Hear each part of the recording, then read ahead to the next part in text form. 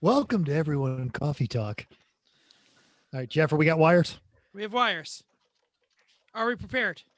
We're asking no. We should have been prepared before you hit the button that says record, but We'll figure it doesn't out. ever How hard stop can us. it be? I'm good. Everything's working. Almost. Go. There we go. Let's go.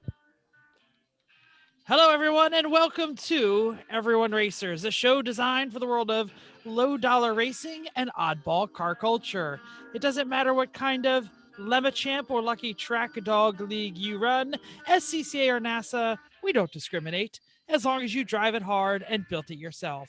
Join us each week for tech discussion, tips, tricks, news and notes in the world of amateur endurance racing, and whether it's on the spot, hella sweet, or we're lucky enough and Chrissy gives us just the tip, we're sure you'll giggle a little and learn even less.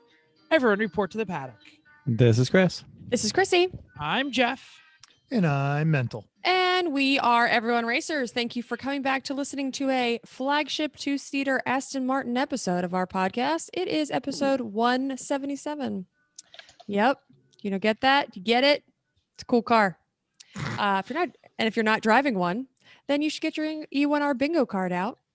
If you're driving any car, you should still not get your bingo card out. Maybe you'll get something this time because we're going to go do a little throwback to a little bit of lemon stock. So get it out. You might win. And if you Who win, knows? let us know. All Right. Just a quick drink check. Jeff is drinking Diet Fago. Mental, what are you drinking? I've got some soda, key lime soda water. All right. This is just for Mental. Raise your right hand and promise. We will not only stay sober, but we will not go 3 hours on this show. I was sober when we went 3 hours. You were not sober when we went. Almost not 3 hours. Well, Yeah, Chrissy, no. Chrissy, you're not allowed to go on vacation anymore because Mental and I cannot be trusted with the The, podcast. the, Oh, the I brown know. ale, the We brown ale know. episode. Yeah, that was all tequila. But we yeah. know. And all right. the tequila. And all of it. All right, let's move on. Jeff, what you working on? I have another quick question for y'all. How do you tell that you're a poor planner? Your last name is Wakeman. True. Digging your snow tires out of frozen snow is usually a pretty good indication that you are a Because poor I'm pretty planner. sure we had at least or something. Sorry, that said We had hey, just a put, tip that said put your snow tires on. put your Yes. shoes on. I seem to remember this, and I seem to remember even before the Just the Tip on at least one episode, if not two. Hey Jeff, have you done that yet? And what did I say? Come over and do it this weekend while you're doing the yeah. It's not going to You- snow. You guys are talking snow tires, and I literally didn't even flip up the windshield wipers. It's like rookie move, but yeah. Me either. Honestly, I didn't either. Yeah. Yeah. How do you you're tell? you're supposed to get a lot today, though, too, aren't you? Yes, yes. Mm-hmm. So how do you tell that you also don't care about your daily anymore? Your Banana last name is peel Wakeman? tires and rear brakes that were ground to the backing plates. Both situations I corrected this weekend. You got your Five. money's worth, though. I That- did. That's I what did. matters. I did. I put on Yeah. good rear brake pads too. I didn't just like buy the Wagner quiet stop quick. Organics. Organics. Yeah, I didn't buy the way. I got actually good ones from the old Rock Auto, and we'll continue to rock it. I also hardwired the V1. So that's it. That's what I did all weekend. Mental, did In you the do fun truck stuff? or in the Mazda? In the Mazda. Okay. Yeah. I It could be unwired. did actually this weekend I worked. I got a Toyota exhaust mounted up. We'll talk about that in listener feedback. Posted a video of it running, and then I finished up a welding table I've been working on. I've been working on my benches from left to right, like finishing them up, staining everything, polyurethaning. So I got all the last one was a welding table. So now it's got a metal surface that I can just weld directly onto. How much you bench now? How much you bench? And then just today we had to do some minor weenie dog surgery, and he Oh, is no. grumpy. Oh, cone wait, of wait, shame. So He's like a little flower. It's so cute. yeah. That's all retro. They used to have like plastic ones where you didn't like you couldn't move at all. Oh, they So, still like, fold have up and- those. When my big dog got it, she was just like, I hate this thing. And if it like caught on a door, she would just force it through. Yeah, but yeah, he's the drama queen, but he had to have some teeth taken out today. He had a big like a spot under his jaw last week, so we made a vet appointment for him as soon as we could. So that's what's going on in my world. And then, as we talked about, I will be spending my summer now with what has become absurd project creep, directly stemming from previous hole in the roof. Tell me about it. I very much understand. Yes. Yeah. Yeah. Chris, Great. what you working on?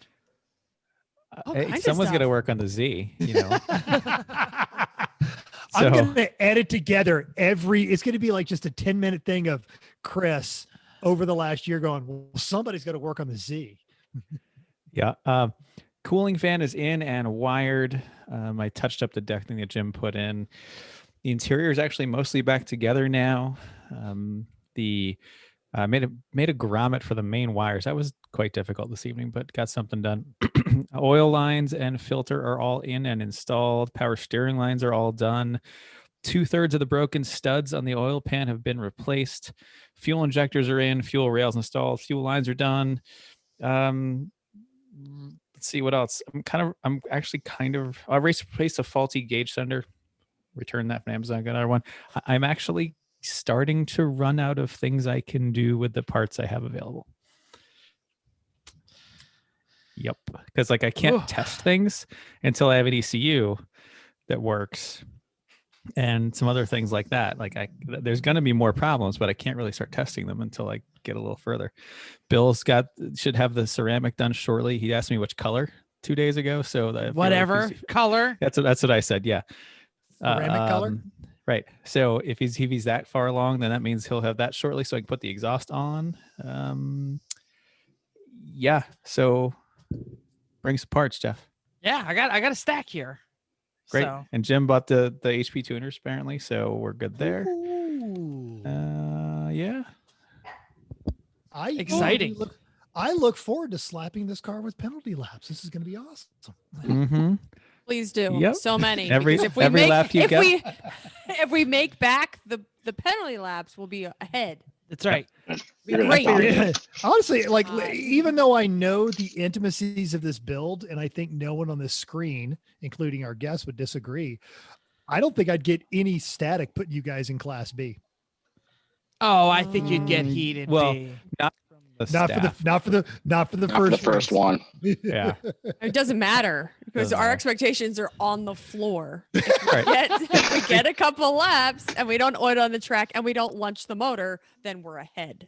Didn't you guys listen, just spend 2 episodes on what not to do on an engine swap and Oh, just more than leave 2. them alone? Yeah. 2, So, 3? In Back case to there back to are back? like three and new there's listeners, and there's 2 more episodes coming. Yeah, in case there are 3 new listeners, we should mention that this is the 4.8 LS swap into the 91 300ZX, 92 300Z. It doesn't matter. The does a little- the wiring Z32 is a little 300ZX. Can you get me the engine codes of a LS1? Yeah. One's So, an R4. oh, Hey, okay. Mental, for every penalty lap you give us is 1 lap that we will be called in early on your next driving shift with us. Oh, I love this. That's actually So, great. I love, can we also mention what popped up on Facebook recently? You're gonna have to be a lot The- more yeah. specific because The pretty big 2-year place. anniversary Facebook is of the nothing. first day we Oh. began working on the Z. Oh, Oh, I'm okay. so I annoyed. was gonna say, I was like, yeah, really? My Yeah. my whole Facebook is nothing but GoPros now, and oddly enough, Toyota Weber carburetor conversions. It tracks. Great. Great. Okay. All right. Chrissy, well, what have you been doing? Because I well, have no idea. You have no idea. No. We were away doing lots of relaxing and drinking and fooding and Yeah, dancing. seriously, I hate my hot tub now after seeing that one you guys had. I got to figure out how to make my hot tub do that.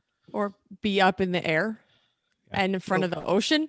The water, well, that I can. Yeah. But the Oh, waterfall- yeah. The waterfall. Yeah. Oh, those are easy. That's just a pump to some pipes in the wall. In the wall. It just needs a wall next to it. Anyway, Just a had a great time. We were away. Then we came back to reality, which I hates when people go away on vacation because I swear I had people the day I got back. Hi, you haven't done this yet. And I'm like, I've been away. And they're like, I guess most people work on vacation, but when you go out of the country, you don't. So there's That that. kind of defeats the purpose of vacation. Uh, If you're going to work and Yeah. travel, well, we'll talk about that in the main topic because somebody knows how to do that a whole lot better. Pretend Yes. time off. That's exactly Yeah. what it is. Right. Well, that's why we did real time off. And then when I came back, it was a slap in the face of reality.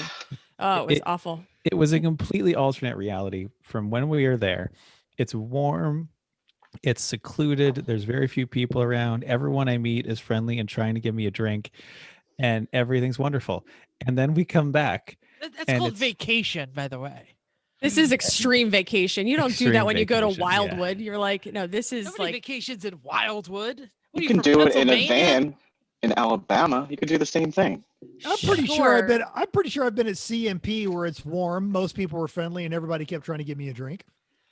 you didn't have the good food. No, you had good food there too. I don't know. I wouldn't compare Cancun. Comfortable bed. Comfortable bed. Don't have that Okay, at CMP. got usually. that. And Yep. yeah. And it Yeah. wasn't that hot. We were warm like one morning when the breeze was a different way, but other than that, it was pretty amazing. Anyway, Mm. yeah, so that was awesome. And now we're back. So great. And by See- now, what? Go ahead. I'm sorry. Would it have mattered if you'd have walked because we're all working from home? Well, you guys are all working from home. If you'd have walked in your office and they would have seen that you were tan, do you think that would have made an impact on you haven't done this yet? Or they're just all locked into the, their own. Well, my people saw me, but I don't have as much of a tan because I wear a hat now because I'm trying to be smart about my skin. No, they And we knew we also- were away. Didn't matter. Chrissy got a good grade for sunblock. No burns over a week on the I did. outside. So. I got my one wrist got burned a little bit because I was holding it up to the sun using my Kindle. But Chris got about a B minus. B C. plus. Oh no, your one arm was pretty bad. Anyway, let's move on. Okay, and by now you heard this random person that is not just us. It is our good buddy and occasional teammate, but lots of good folks. He's everybody's good teammate and fun friend. Dave Mills, what are you working on? I've just been working my tail off the last, 6 weeks since the pretend time off of my own in December. And he just showed us the Mr. Plow jacket. He's not lying. There's not a lot of butt left back there. Additionally, I've got 3 nephews and a niece. The first one just got his license this past Tuesday at No Fail Salem. He's got when he was looking for a car six months ago, I said, look, Uncle David is not at all tuned in transmissions, especially automatic ones. If you have any help of me helping you out at all, you probably want to look at the stick. So shout out to 3-Pedal Mafia and the 3-Pedal Society? Is that what it is? A whole society of things. He picked up a Econobox 05 Elantra and needed some work. I spent way too much time trying to diagnose some of the electrical problems. And last thing really is cleaning up my rental garage. It seems as if the 4th car on top of 2 trailers, a camper, a motorcycle, and a whole bunch of other clutter that I paid next to nothing for was in fact the camel that broke my neighbor's back and her narcissistic ex-boyfriend who has this vendetta out for me. Yeah, the township's coming after me and my excessiveness. I think we determined, I don't even know the term my landlord and I came up with, but Well, more cleanup importantly, time in the winter. what term did the city come up with? Yeah. So did you get a letter from the city? Because I got a letter from the city once. Yeah. It was, I had written it earlier in the notes. It was like bylaw 17, section D/C. And it was pretty vague. It said it had to be somewhat clean, fireproof, safe, and something else, all of which. It's a garage. It's just all of that. It's like You all of fail that, all you of know? those. Okay, good. Yeah. I don't fail any of it. So I'm working within the confines of my legal right. Nothing is above the fence line. And since it's Winona, things are small in Winona. The neighbor and the narcissistic ex-boyfriend, her neighbor sort of goes up and steps up on the back porch. I'm sorry that your kitchen window looks into my rental space. If you have any problems, you can talk to my landlord. Or So yeah, talk to township's you, after me. like a human being. We've given the number multiple times. That ship sailed, I don't know, a year and a half ago when I think I brought, I don't know, something else there. Hey, are you using a plug-in mic, or do you have a? Is it you the computer mic? Writing that in the notes later, but go ahead. Sorry, I was going to let him finish up here. Dave, Me? yeah, where I was getting, or yeah, are you using the computer mic, the default mic on the computer, or you got a plug-in mic? It's the Bluetooth No, one it's through the headphones. Bluetooth. Oh, okay. Yeah, All right. it's Yeah. making a It's a, yeah, like scratchy. kind of noise anytime you talk. Let me see if I can make it. I'm sorry. Why don't we let That's him all finish right. up and then he Yeah. can That's okay. finish his story he can and fix then it That's while, okay. while Chrissy talks. How is it now? Oh, Yes. I think Better it's better. so far. Okay. Well, then that's where we're gonna go with. There's two Great. little headphone jobby thingies. There you go. Congratulations. All right. You work in And that's what I'm tech of working on. some sort, don't you? You're like two headphone jobby thingies. That's clearly a Yeah, technical like term. I used to be doing the hands-on techie. Now I'm a cyber security cat herder for guys around the globe. It's, we'll get into the details later, but I multitask a lot, somewhat efficiently, but yeah. I hear that's not good for productivity, but who's saying? I struggle with that. Look at the numerous projects that I've got going on at this point. I can probably agree with you. You're absolutely right. Well, I'm going to attempt to herd the cats and say Go ahead. news and notes. Okay, in a story that we reported some months back, John Deere. Yes, those that people. that John Deere is refusing to release their proprietary software because this is important.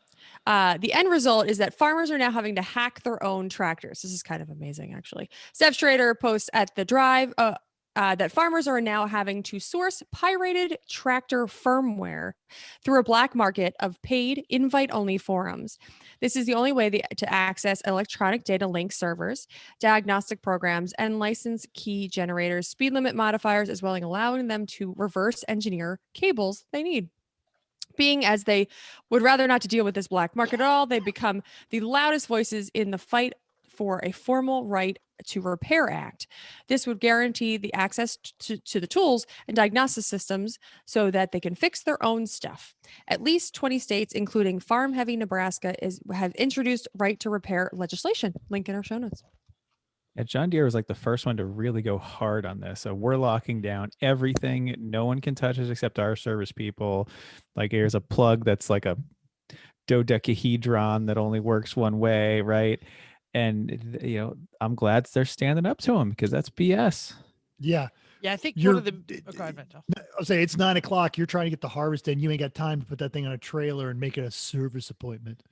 Yeah, well, you're not putting a big ass harvester on a trailer anywhere. You got to wait for the guy to come out and fix it. And when it's harvest time, everyone's doing it. And come on, farmers are good at fixing stuff. Well, I think another thing is the equipment longevity is so much longer. Like if you have a Honda for 10 years, you're like, I don't want to drive a Honda anymore. But if you got like the harvester that's a $400,000 piece that brings in acres and acres and acres of land, you're going to keep it for 20, 30 years, 40, 50 years, and you want the 1981 to run too. So why not? Yeah. Free sensors though too. Everything's censored nowadays. So you're forced to go to the dealer and bring that guy on site. Mm-hmm. Give me a mid-90s Ford any day of the week. I'd rather have that than some of the common. Mike's Your still not microphone working. is sad again. Yep. Oh, man. Try something else. Anyway, Sad trombone. yeah. Womp, womp. Chris, What's you not have a sad story. though? What's not sad is when VTech kicks in, following the business model of GM and Mopar Hellcat, Honda will now sell you its legendary K20 C1 motor, that is from the current gen Civic Type R, as a crate engine. Sold by Honda Performance Development, the kit comes with the long block alternator, turbo, starter, and the controls package. It bundles the ECU, swap harness, pedal, etc. Already tuned, ready for easy installation if a K-swap fits. Previously available only to Honda Racing Line members and race teams like us, but as Nick Berg tells us over in Haggerty, it's now being offered to the general public for racing and other off-highway uses. Sadly, it's not quite road ready, but sure, someone will find their way around that because VTech kicked in, This after we've been telling people don't do engine swaps. This is a great engine swap. Nick Berg also penned a second article over at Haggerty, got my attention, and it is about a British startup, the Watt Electric Vehicle Company and their new modular electric conversion idea. It's called the PACES, and it stands for Passenger and Commercial Vehicle EV Skateboard. It's designed to be adaptable to a wide range of machines, from six-wheel trucks to buses to sports cars. It's scalable, can host front, rear, and all-wheel drive powertrains, and the batteries are held down low on the chassis skateboard, built from lightweight aluminum extrusions that are bonded together like the Lotus Elise. Watt is currently partnering with other UK manufacturers to deliver a package including batteries, motors, control systems, ready for bodywork and interior to be fitted. And as a proof of concept, what basically is going to be bespoke, handcrafted electric cars, they are producing their own car called the Coupe, which is clearly inspired by a Porsche 356. It promises to weigh less than 2,200 pounds, have 50-50 weight distribution, a rear-mounted electric motor, and a 40 kilowatt-hour battery for a range of 230 miles. Link is also in our show notes. I am fascinated at the idea of owning a retro hybrid or retro electric car. I would love that, especially if I could put it on a speedster kit or something. Yeah, and the air-cooled Volkswagen Porsche world has been one of the earliest electrification platforms that have been around. Yeah. Cool. Chrissy, who's my favorite driver in Formula One? Who's my not most favorite driver in That's Formula what I was One? going to say. Like, I'm not really sure I know who your favorite is. I think you're a Verstappen fan. I am a Verstappen fan. So there you go. You may have to leave the podcast. Yeah, I know. Current Formula One darling, who is not my favorite driver, Lewis Hamilton, not because he's not a great guy, not because he's not a great driver. Just, I like the underdogs, man, and he wins all the time. Has finally signed with the Formula One current dominating platform, Mercedes. And by current, do you mean in the entire history of Formula One? I just want to throw that out there because no one else has won a constructors championships. No one. Okay. It depends on best. We could go all night on this. Exactly. Figure out what is the best. 8. Well, Sure. Now, I will say, of course, Lewis Hamilton and Mercedes are the current dominating team. How about that? Great. Keep So going. anyway, Lewis Hamilton, in case you didn't know, has been technically unemployed for the last couple of months. He finally signed and is now working again for Mercedes. So his new 1-year contract, they only signed a 1-year contract, which I thought was interesting, is going to demand some more diversity within the team. He's going to form a joint charitable foundation, which he started, called with a mission of supporting greater diversity and inclusion in all forms of motorsports. Hansel Southwell writes at The Drive about Hamilton's increased social activism in the last year and how he petitioned the FIA and the FOM to include a demonstration against racism at the start of each Grand Prix. And then when Mercedes then the FIA adjusted rules to stop Hamilton from wearing a protest shirt because he wore one that said, arrest the people who killed Breonna Taylor and say her name on the back of the shirt. So they adjusted the rules and they said, you must wear your gear to the podium. So Mercedes printed up Black Lives Matter t-shirts. You know what? I have to say that Formula One has not been that great to Lewis Hamilton in this year in his fight for this. So to see Mercedes really backing up with this 1-year contract, a lot of efforts, and I would say not just small efforts, great efforts to really make sure that Lewis Hamilton can get a podium, not just winning the race, but also a podium to talk about racial injustice is really great. So I do actually like Lewis Hamilton. I just want to see somebody else win every now and then. So what else do I want to say? Mercedes and Hamilton have been working for diversity initiatives and STEM in schools. They are committed to completely diversifying the organization by 2025. Link in the show notes from The Drive. I will mention also that the Formula One schedule has been shifted several times already due to COVID and construction delays, but the first race is scheduled for March 28th in Bahrain. So Cool. this contract must have been huge because they just signed now, and everybody was in their seats before the season even ended in December. He was the last seat to sign. Yes, Yeah. but by a long shot. By a long shot, yes. He's Well, I been out of. Go ahead. they when you've been working together for so long, I feel like if you're gonna find a way if you like each other, like They okay, weren't there's gonna no not sign him. pressure. Right. And he wasn't gonna not sign with them. He's like, yeah, there's no rush. Like, we'll get it. Don't worry. Like, everyone stop, Yeah. quit your bitching. We're gonna That's figure it out. actually what Toto Wolff said. Is not we were under no pressure to make the signing any speed or because we knew he was either going to retire or race with us, and we were fine either way, and we would support Lewis in whatever he wants to do. Mhm. It almost felt like it was the what's that game that you play when you're trying to the chairs. Musical chairs. Musical chairs. chairs. Thank you. Right. Musical chairs happened, and I know I was the thinking. chairs and the music. Sorry, I was thinking what's of that Ringing called? Around the Rosie, and that's not. I was the thinking right Duck game. Duck Goose. I don't know what you're talking Right. about. Sorry. Okay. Sorry. All right. So, yes, musical chairs. Everybody sat down except for Lewis, who's just walking around like, why is everybody hurrying? So yeah, I just thought it was it's got to be a serious contract.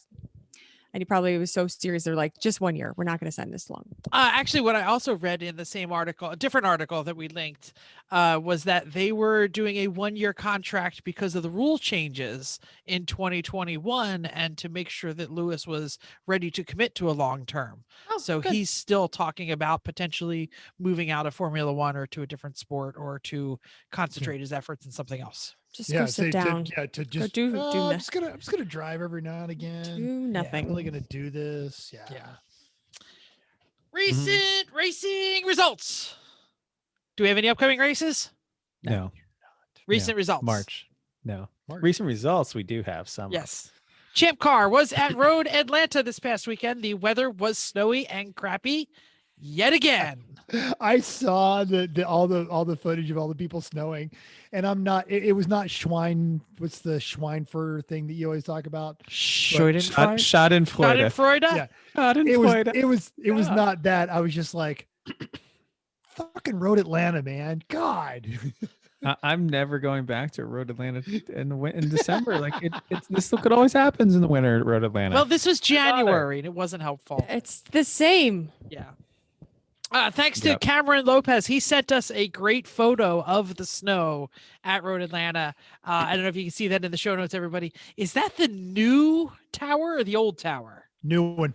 That's what I thought. It's got like big Michelin man on it. Big guy on it, yeah. Yeah. Awesome. There was lots of post-race discussion on the Facebooks about the benefits of the rain lights and the terrible driving and the finger pointing about who's a terrible driver and why they should be a terrible driver and so much of it. It was over and over again, and they were bitching about each other on different Facebook pages. Yes, they're like, it was everybody over there, they don't like that, and they're like, oh, but they said rain lights are great, and AR is like, yeah, we did a good job because rain lights are great. Yes, it happened. You're a poo-poo head. No, you're a poo-poo head. Yes. At one point, somebody said, "I thought we used to have a couple races under your belt before you could go to Road Atlanta." And someone else chimed in with, "Yeah, everyone does have experience. It's the experienced assholes that drove like assholes, and it's the new people who were great." So, who knows? Absolute fact. So anyway, does anybody know what the results were?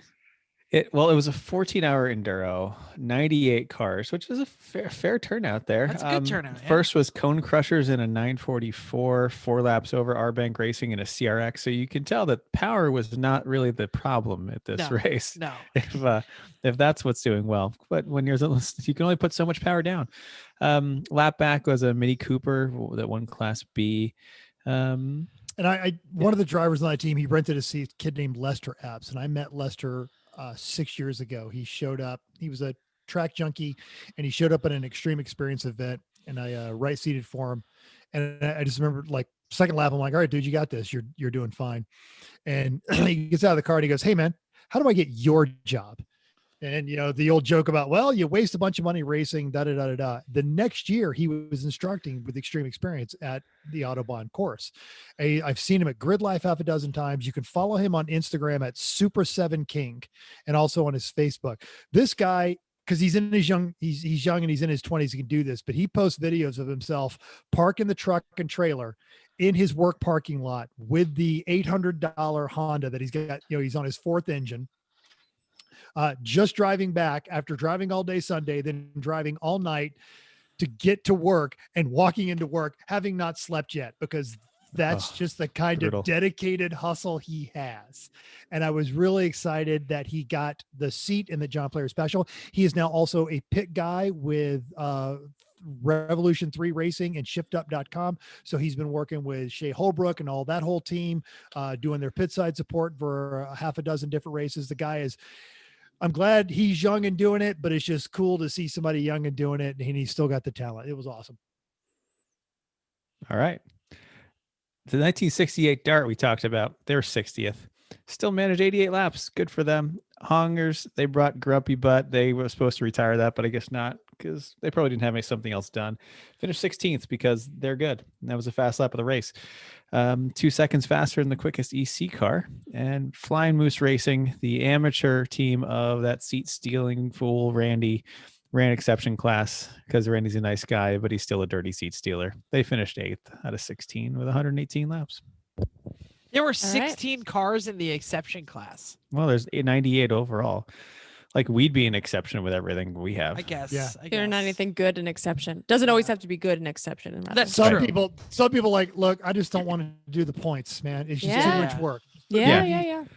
Yeah. Who cares if you win? Not interested. I don't want to calculate the square footage of plywood and add it by 227. And yeah, no. Yeah. Champ car.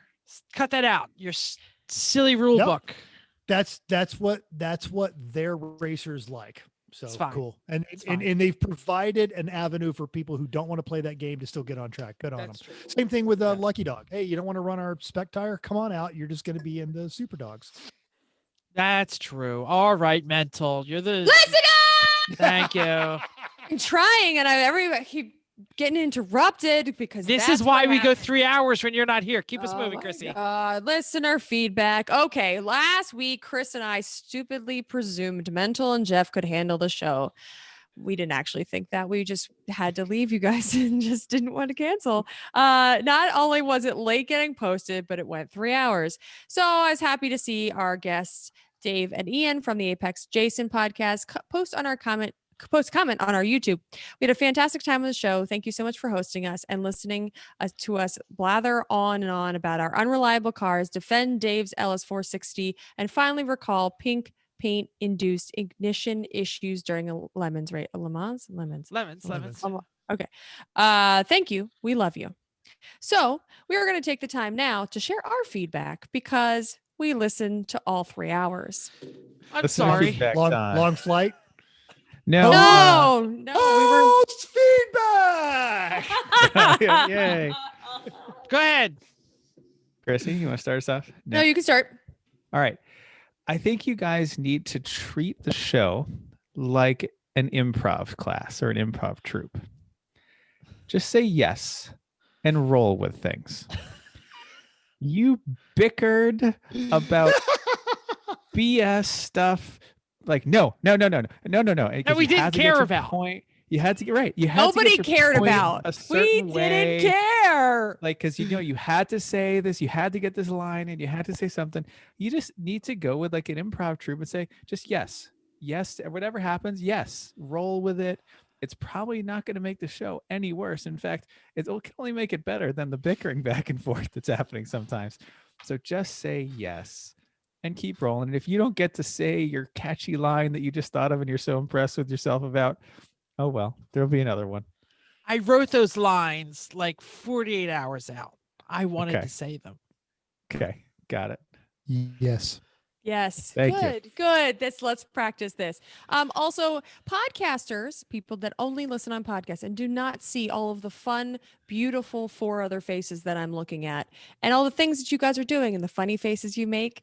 That sucks for people that are listening on a podcast because when you go, oh my God, look at that. Oh my gosh, I can't believe it. Oh, that's so sucks. great. It sucks for Oh, you podcasters. gotta see this. Yeah. Oh, is that what I think it is? Dumb. Don't do it. Describe. You know, if you need to, go to Pornhub and watch the described videos channel for a little while to get an idea of how it's just. What the hell is that? You ever heard about this? It's for blind people. Oh. Oh. Do they read it to you? No, they describe what's going on in the video. Somebody like okay. Yes. Yeah. Exactly. You can imagine. I'd say send me a link, but I'm like, nah. Yes. So we just need to Just say more about describe what the we're video. looking at, Right, I love what that. do you see? especially since you had so many pictures That in the is last quality podcast. feedback. You looked at a lot of pictures, and unfortunately we could picture it because we knew the pictures. But when you're just saying like, oh, what is that? Oh, is that van is amazing. And you're just like, oh, is that what is that rug? Right. You're just like, I have no idea what you're talking about or looking at. Thanks. Mic drop. All right, who else has got feedback? 2 weeks ago, we got emailed a tech question from a Lemons team. Does a Lemons cage add enough bracing to cut the roof off of a unibody car without any body flex issue? Now, I deliberately pushed this a week because I wanted Chris's input. No. Anyone else? Because that's also what I said. I think believe so. Yes. I Anybody believe already? Sasha has tested this. We need to bring him in and describe the cutting the roof. I mean, I I've can got go some on a insight little. into that as well. Yeah, I mean, I'll do a little It's bit here. And that happening. you've got to. It has to be a very good cage that ties in the right structural points of the car. It can't just be a basic cage. It depends on the car too. Some of them are more structural than others, and there's other things you might want to consider leaving too, like there's weird spots where multiple parts come together and it triangulates and it adds a lot of strength. And even though that might technically be above the window line, you don't want to cut that off. So it has to be done with great care and great thought, and also the knowledge that if you do, Pagel might say no, go home. So that needs to be part of your equation. If John Pagel does not sign off, it's a Facebook group. Facebook page. Get it pre-authorized. Send videos. Send pictures, draw-ups, mock-ups. Get it pre-approved. Don't get to a race. Send the and drops and markups get sent before home. you take a sawzall to it. Otherwise, it just one Got it. goat. And And so to that end, because we're not the final authority, I actually emailed John Pagel, the Lemons chief technician, professional cage builder, actual certified licensed engineer. And instead of emailing us back, he called me in the middle of the day. He wasn't This- busy driving the trains? He was Yeah. actually. That's the point. This should underscore what we're about to say. And to quote him, I'm not going to tell anyone they can't do it. I'm just going to highly suggest that they don't do it. And he did take the time to acknowledge that there are convertibles running in Lemons and other series. And yes, there are homemade convertibles running in all those series. But in every event where you've chopped the roof off of a car, you are inviting extra scrutiny. A roof removal is going to get your car right out of the gate more attention, especially if John doesn't know about it beforehand. If it just shows up with a roof chopped off, he's going to get deep into your chili. And if you can show where you kept your structural integrity without compromising the crumple zones, you can't build a tank, you can't show up with an IMSA cage or a round dirt track cage. Your welds are perfect. You have arm restraints and everything. You're going to be okay. And at that point, it's just easier to keep the roof on the car. yep. Yeah, we're So- half joking when we say don't do an engine swap. There is no joke in my mind that says just leave the roof on, people. You have to be let's say a grizzled veteran of making poor decisions at Lemons to decide that you're going to cut the roof off. And that's because you've made all the mistakes enough to know and to have that risk calculation and understand the consequences. Yeah. All right. I don't know how many of you saw this, but James Mulhern posted on our Facebooks how much he liked our motor swap episode and the discussion of the exhaust manifolds, which I didn't even remember us talking about exhaust manifolds. I was too pumped drunk about the 3-hour show. But he posted some fantastic pictures of his homemade turbo 4-cylinder RX-8 swap. And I posted them in the show notes. You can check them out. But I was immensely intrigued by his motor mounts. Well, let's So- describe some of these pictures a little bit. It's a 4-cylinder with definitely a homemade manifold out of, looks like weld L's to make a log manifold to hang a turbo off of a non-disclosed 4-cylinder that is mounted fully behind the shock towers in this RX-8. So it's through a big hole in the firewall. Yeah. And then Oh, there's some yeah. square tubing, making motor mounts to make a subframe for this thing. I mean, this is fully into this is your insane category, James. So you knew what you were getting into, and you knew how long it's going to take. So Keep it up. Yeah, and I don't have to say it any plainer, but if you plan on hanging a turbocharger off of your manifolds, that's just going to complicate things a whole lot more. Yep. This particular powertrain, it did come with a turbo variant, but it probably didn't put the turbo where he wanted it. So, yeah. Is that a Ford of some sort? I'll my tell you vibe. later. Okay. I'll tell you later. If he didn't say what it was and he doesn't want to give it away, then we won't ruin the surprise. Oh, okay. We won't ruin this. Well, he posted those pictures on the Facebook page. Yeah, so if but they anybody don't wants have- to see it, Yeah. Anyway. just check out the comments on the episode 175 post on the Everyone Racers Facebook page. Okay. Or I just put it in the chat, Jeff, so you can see it. Anyway, Awesome. as mentioned before, Mental did get his Hilux running and it has a new exhaust. So he posted a video on the gram. Gnome Hammer mentioned it's a cute little shit. Love little trucks like that. Lemons Ruins Live said rally, rally, rally. And Wart Burglar Aaron said he is also a noted Toyota enthusiast. He said, I'm jealous. That thing's freaking sweet. I don't think Aaron would actually fit in the 78 Hilux. He's too tall. Like that car's not designed for tall people. And yeah. Mm-mm. Anyway, and Pantless Matt said, when are we LS swapping it? No, Matt, go back and listen to those 3 episodes. That thing No. would twist like you wouldn't believe. There's a whole YouTube series about a guy that did exactly that into a 77 Hilux and then spent his time driving across country in it. Yep. If this is your hobby, then great. If you don't really want to do anything else in life, fantastic. Have a good time. So the iRacing series is back in full swap. Speaking of or full- hobbies and doing speaking nothing of else in hobbies, life. yeah, there you go. Much better segue than mine. Friday night was the 2021 season 1 opener for the I Suck at Racing iLemons Race League. Started at Long Beach for a 2-hour fun duro. Drivers and video cards working overtime because there are a lot of walls and a lot going on back there. Chris and Eric and I joined Ryan in the booth. Chrissy hung out for a while. We would hear her yell at stuff. Like she only had one mic, but Chrissy was actively I was on involved. the other couch, and then I was like, I would just tell him things. Yes.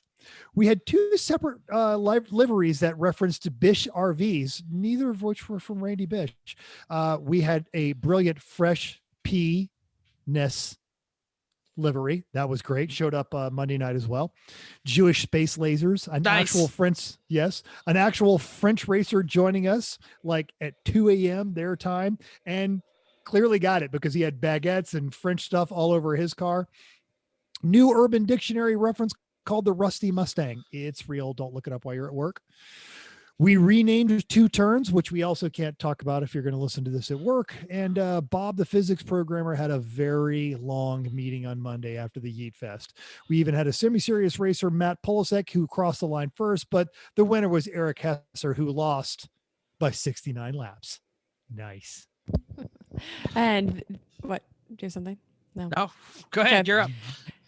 This Sunday we'll all be at Sebring for the Thunderdome. No pendle, no wheel, and trash racing.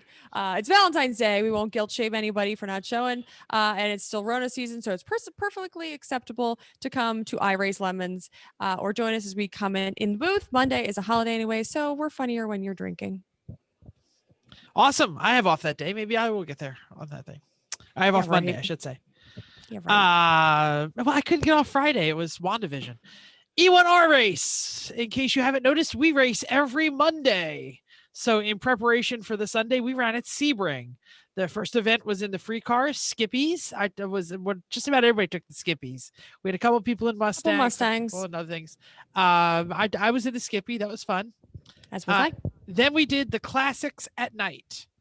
So the classics are the NASCAR, 87 NASCARs, the 49 Lotuses, and none of them have any freaking headlights. So it was dark. Yep. Very we had dark. the street stocks in there too. Oh, the street stocks are there too. There were 23 people who showed up for the racing on Monday, which was awesome, including long-time commenter on the Lemons broadcast, Lady A. Lady A was there. She has a sim set up now. So very cool. So if you want to join us Monday night, show up 9 p.m. Eastern time. And at 10 p.m., show up at 9. We do some practices beforehand. We typically will do whatever Lemons is racing the later in the week, so you get some practice. Unless we don't like the idea, then we just do stupid stuff. We have a Discord channel. You definitely want to be in it. You do need a password. So email us, look in the show notes, find the password, hit us up on the social medias. We'll let everybody in. We just don't let everybody in who's not a listener to the show, or else we get people who are taking it entirely too seriously. This is no place for Real seriousness. racers. Real racers show up and like, you're Real messing sim me up. racers. Right. My I'm just God, here you for the guys are so points. unprofessional. Ugh. Yeah, just here Yeah. for the SR. So, Dave, have you ever had the cookies in our paddock? Yeah.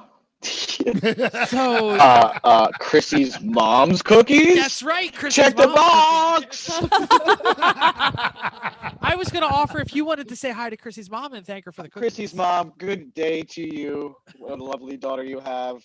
Unfortunately, has poor decisions in her choice of husbands, but we Mhm. like Chris as well. It's been a pleasure watching you guys develop out your podcast show. It's kind of weird sitting here. I still think I'm listening to your stinking podcast here. I'm on it. I'm just like I'm at the garage doing whatever. I'm like, oh my gosh, I'm not just multitasking. But Wait, yeah, why are they talking to me? Yeah, Dave, you actually have to wait, respond. What? Which is funny. a perfect segue to our Yeah, main it's funny. topic, and we'll say the world's most interesting man, gentleman Dave Mills. And if you don't think he's the most interesting man by the end of the show, you might. If you've been around this hobby for any extended period, particularly on the East Coast, you've been around Dave Mills. Now, we make a lot of good-natured jokes, but while we were all living trapped in our houses, Dave was quarantined proper in this great nation of ours, and we're going to talk about that. He has run a ton of Lemons events with his own team, as a member of other teams, and that includes us. And we're going to talk about that. He's got a stack of awards to his name. We're going to talk about that. If you're watching on YouTube, you can see someone behind him. He works for AER for track support. We're going to talk about that. He drove the Route Sucky Suck rally with his dad in his freshly restored Chevelle, which he converted to a diner. We're going to talk about that. We've got his old Chevy truck, how he runs with Sasha, squatting with Fail Inc. and Florida Man Racing in their headquarters. And if we're lucky, we're going to get some great recipes from him. So it is actually probably overdue, but it is our good friend, teammate, everything, gentleman, David Mills. How you doing, man? I'm doing all right. Mental Chris, Chrissy, and Jeff. I guess the sort of elevator pitch, Eagle Scout, solar-powered IT Peace Corps volunteer in Gambia, West Africa, which is a primarily Muslim country during 9/11. Cut my teeth on the dirt track down at Budds Creek, Maryland. 11 years now on the Lemon circuit. A bunch of arrive and drives, a couple Class C wins, additional IOE. After that, I think I'm at like 9 IOEs. And then, competitions across the last 10 years since I think you guys came on circuit, 11 or so? Yeah, we're like the 1 year But behind like that, I think. 10 was our first race. 2010. That doesn't really count. 10. Okay, so competitions between Three Pedal Mafia, Rally Baby, NSF, and then in the last couple of years have really got involved on the Lemons Rally circuit. And now with 6 weeks off with my techie job, a couple of 68 Chevys, and cars that have 50-year-old plus electrical gremlins. I will And take I suck. I suck electronics. That's the thing. I think I would take a 50-year-old car with electrical problems way before I would take an average modern car with electric problems. Chris is probably the other way around. He's like, no, you can't plug in the scanner to find out what's wrong. Oh, is Chris talking? Let me just give you a Are you baseline. muted, No, Chris? he's muted. Sorry. Yeah. There's something about having 2 fuses and 12 wires that is appealing. It depends on how far you go back, right? Yeah. You know the electronics in the MG. You just, you go from the MG to the current cars. I was actually thinking the other day about the Rolls Royce because I was thinking about that cold day we were wrenching at our house, and you pulled apart the fuel pump, the dual-ended SU fuel pump. Yeah. And I had I to was clean like, the points. the points inside the fuel pump. Yeah. Pump. Yep. And keep the points. That new sort of Pentronic stuff. That's junk. I Keep the love those points in damn mind. I things. love Petronics. I would put Petronics. in my Keep car. the Petronics igniters points. are great. I have When they- Petronics in. They're good when they work. Yeah. Oh man, I love it in the MG. Anyway, keep going. So 9 IOEs. That is an intriguing history. One of the things that I know goes back to one of the earliest races. You were at the one and only Rolls The- Royce. no, that's a Rolls Nelson's? Royce. The Nelson's Ledges. Nelson's Ledges. I don't know why we put the S. It I don't annoys either. people. Because I it finally- makes Eric twitch. It makes Yeah, Eric yeah, twitch. I Okay. got It's just the to be backstory annoying. today. So I guess Gentleman Dave is where I landed with you guys, but by the internet moniker, it is Caddy Wrecker. And there's a certain race back in '09 at the infamous Nelson's Ledges race, where I brought 7 hours into a 24-hour event. Did not crash to a bridge. It was the embankment build-up funnel or whatever it is. A 61 Cadillac into the tires at Nelson's. And that was early in my racing career. The story gets better every time that Phil says it. Currently, that Lemons is still working on a story with it. But it's the latest I heard, it's 80 miles an hour with my hair on fire backwards. You know, how kind of Phil gets in there and tells the story. I'm looking forward to the actual, like, I guess they're doing like a Lemons video on that whole weekend. But were you guys there? We were not. No, okay, so that was Shantytown. That was the I was totally there. capitalism versus communism.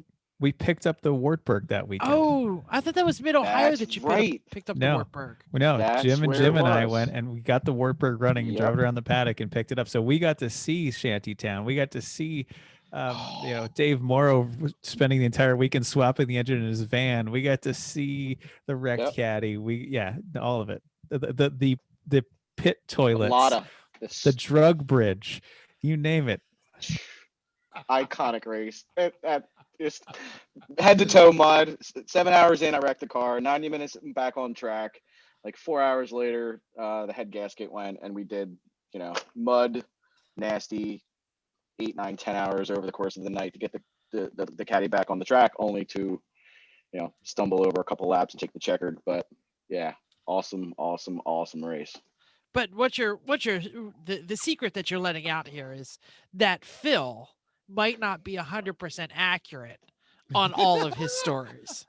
That's the big news. That's the headline of the show already. Like, we're not going to top that. Phil might not No. be 100% accurate. So he takes after mental with storytelling. So- They're not going to get to let the truth get in the way of a good yarn. Yeah, duh. So Nelson Ledges, the early safety days is they all gave us a red, like a glow stick. And since the only thing that's not lit is the main start finish, that if you were out in the track out there, that the rule was if you got off track, if you needed help, if you were okay, break the stick and wave it out the window. Well, I happened to kind of crash in front of everybody, which again, not my proudest moment. But between the red flag and people stopping and the safety track rolling, the story from I think Nick Pon is he's dead. Other people are like he's not, whatever.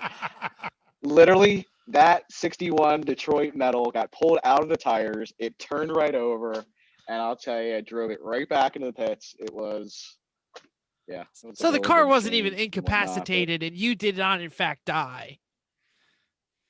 did not die. Still here talking about it. All right, so we have joked frequently on this show about your random rambling lifestyle across the United States, your inability to actually live in a house, although you seem to be living in a house at the moment. As far as I can tell, this all started when you did a Lemons rally with your dad in a car that you just restored. Why don't you tell us a little bit about what was going on there? I want to focus on he voluntarily strapped into a car with his own father for basically what, 8 days? 8 days. It should have been 9. days. I lost my contingency day, but yeah, 8 days. 3,900. So 3,915 miles, 13 states, and 8 days later, the first shakedown of this car that hadn't moved more than 20 minutes and 10 miles in any direction. It was a 700-mile shakedown, 15-hour ride from Jersey to Chicago to make the starting time. I think we got there at 7 in the morning. Rally started at 9. I must have put at least 100 hours into that car. It came out of paint the Sunday before. Sunday night, Monday, Tuesday, Wednesday, 4 days to get it sort of back together. Couldn't leave on the 5th, had to leave on the 6th, and we, basically a 700-mile shakedown by pouring probably a quart of oil every 100 miles. This was Never touched the engine. Never touched the engine through all of this. This was a 68 Chevelle that would you say restored or just like pulled out of a field and got safe? It was a one owner running and driving, got it from a family member for $500 running and driving. It's a 307, 3 on the tree, 300 model. So not a 300 Deluxe, not a Malibu, not an SS. If you really sort of back it up on the list of entry level cars, this is your Honda Civic without the LX or ES or any of that kind of stuff. This is the bare bone Chevelle model. They made 2,919 of these out of a 464,699 production year. It equates to 0.63% of the V8 population. So it's pretty rare, I guess, but it did come with white wall tires when I had received it. At the time in 08 when I got it, I just liked the style. I liked the fact it had no bells and whistles. And that was the time I could afford to like take the bolt off, clean it, treat it, and put it back on again.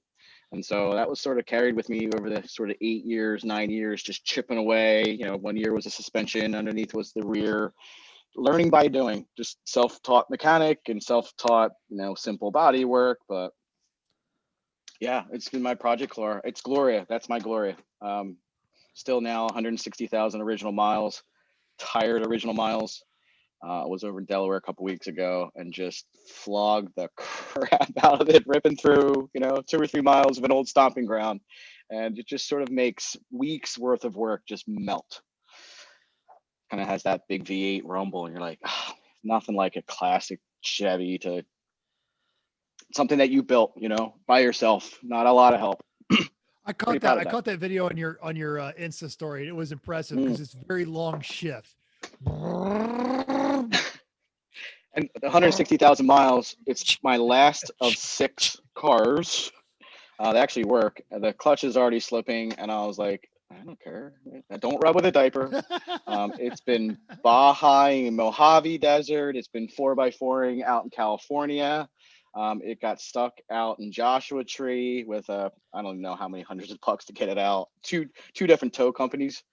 It is not a trailer queen. I built that car. I drive that car. It is a backup car. They should be driven. Personally, actually, they should be. Is that a picture of it on that screen that we're looking to your left? Oh, yeah. So this was okay. So this is something I actually keep it up here. This is just outside. This is Gloria. This is outside for our listeners. I was just gonna say, somebody describe it. I've gotten some feedback. So it's a sunset shot out in the desert. The car is a what do you call it? Metallic blue. I'm sure there's like some sort of GM paint code, but it's a nice metallic blue. It's got proper white walls. It's not a hot rod. It is a great looking older car. Thank you. Yeah, this is just outside in Oatman, Arizona. It's Oatman Highway is I would say, tail of the dragon minus the dragon part on the West Coast. And awesome. Just a beautiful 10-mile stretch of highway. So you take years and years and years building this car. You put your father in it. You drive to Chicago. You drive all of Route 66 on a Lemons rally, chasing points. Yeah. How'd you do? I had a couple goals. I went into it a couple goals. One, I didn't want to fall flat on my face. I wanted to get to the starting line. Okay. This car hadn't moved more than 20 minutes, 15 miles in any given. So my initial goal was to get out of Pennsylvania, 6 hours. Second goal was to get to the starting line. third goal after that was like, I brought a head gasket. I brought tools to do the head gasket. Up until then, I did the exterior, painted the engine in place, but never felt comfortable taking an engine apart. You know, people like, small block Chevy. I just got a book of how to build a small block Chevy. I have been partaken in different builds, but I've just never really done it for myself. So that's sort of my next goal, is to sort of take this apart and finish what I started from the engine side. Yeah, it was a And that was your 7-day first- road rally from Chicago. That was your first Lemons Second. rally, right? You came in second. Well, actually third. No, so you want to back it up. In 11, I was part of the road racing helicopter and Reliant Regal, where we got, I think, org choice and P2 in points. Mr. Plow followed after that. Which show So that was everyone the a- shirt. Show everyone the shirt you're wearing. All right, so not only is it going to be the shirt, but to get plowed, but I have to. Probably pull out the old jacket. See, I thought Mr. Plow was the year after Route 66. Yeah, no, this is it was before. So I think I know. 18. What are we looking at? We're looking at a jacket that it looks just like Mr. Plow's jacket. It's perfect. KL5 3226. Give us a call. It's blue, has red letters, Ding looks fries are- just like Mr. Plow. What's that name again? Ding fries Mr. are Plow. done. What's So his name? that was 2018, right? That you did Mr. 18. Plow? 2018. So we were Yeah. actually at Barber. the race at Barber when it finished. So let's talk about Mr. Uh-huh. Plow for a minute. That was a plow truck? No, that was a Mustang No. of some sort, right? It was a Mustang You- convertible. Go ahead, tell us And if about you're gonna Mr. do Plow. it- So Mr. Plow started with a buddy up in Allentown, maybe an hour and a half away. He had gotten a really cheap deal on I guess it was an 04, 05 convertible Mustang. He had plans to sort of make it into a weekend track car. We sort of kind of got together over the Christmas prior to that Moscow to Paris. It was a gray car. We had probably 9 coats of plastic dip on top of it. 2 separate orders back to the trial, because first time I'm using plastic dip. We ended up using a Harbor Freight. We put a trailer hitch on it, a Harbor Freight 8x4 utility trailer. Since there's 4 grown men in a 905 Mustang, we had made a extension, our salt plow, which was also our luggage plow plus tool rack. And then in the front, the saying, Mustangs at cars and coffee events. Oh yes. The Mustang guys are the ones that just sort of happen to lose it coming out of events. So we figured, let's combine the fact it's a winter rally.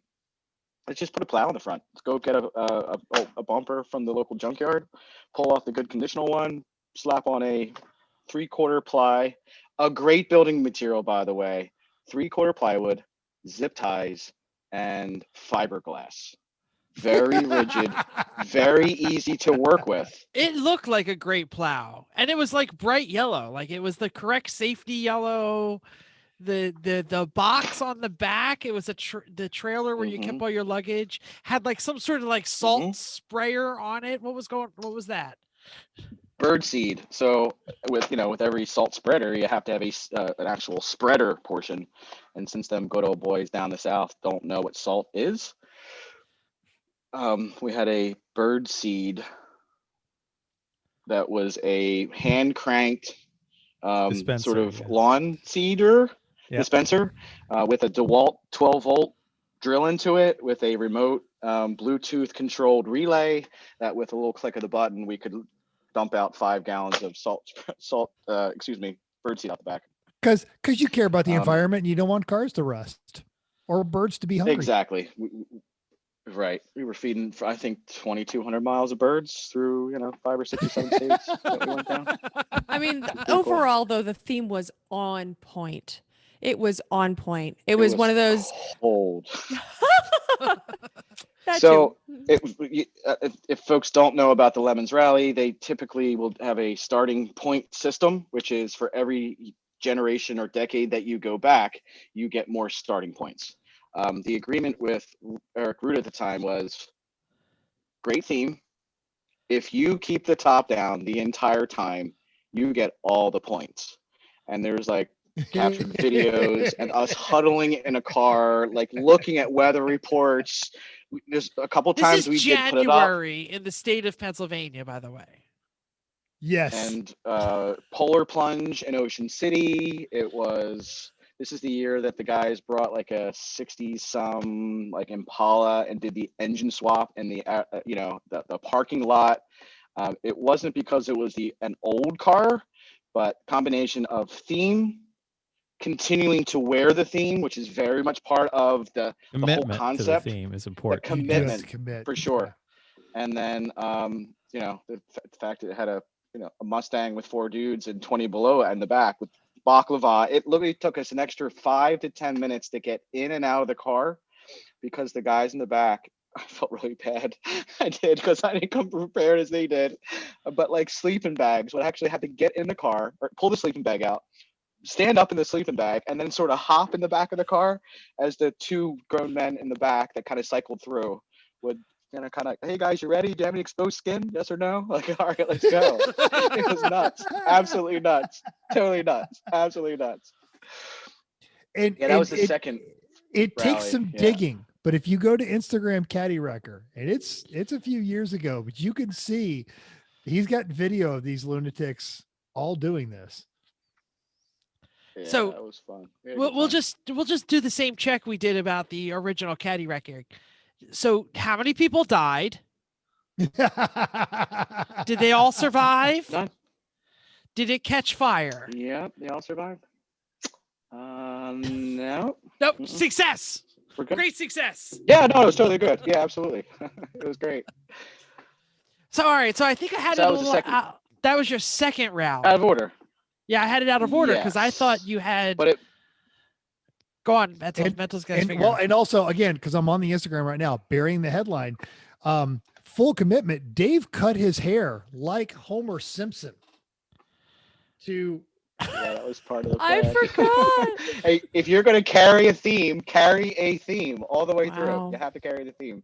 So It for those of you who includes didn't taking, see it or aren't 6 going to go, it was like the little zigzag line with Yes. the completely bald top of your head. It was fun. So Yeah. yeah. If That's you're on the great. gram, check out Caddy Wrecker and go through his history. And you're gonna dig a little, but you're gonna enjoy it. So did the Mustang survive back and forth to the rally? Yes. It was a good group. We had, slight modification. We had to make some holes in the front of the plow, even though we had a snorkel that sort of pulled air in the top and brought it down the air exchange. We had to drill out, a dozen, 20 or Feed so holes. holes with I figured running the heater full blast Yeah, feed 24 hours holes. a day would also help, but apparently not I enough. think we had a Apparently crank. not enough. We had. Oh, great Simpsons reference. I didn't get it. That- Speed holes. It's a Speed Simpsons holes. reference. Speed holes, little speed holes. So, so you did the Route 66 rally in Gloria. Did Yep. you get home in Gloria? No. No, did this not is the get next home. story I'm trying to set you up with. So Gotcha. what happened to Gloria? How come? How'd you get home? I'll just tell just a brief story on Gloria. So Gloria was named after the Millses, my father's, the grand matriarch, Bammy, our Bammy. We talked about this. Ran out of gas in the middle of Mojave Desert. Went 4x4ing on a service road out in the middle of nowhere, chasing this mysterious checkpoint, 30 miles in the opposite direction. Almost got stuck twice in both either California and Arizona.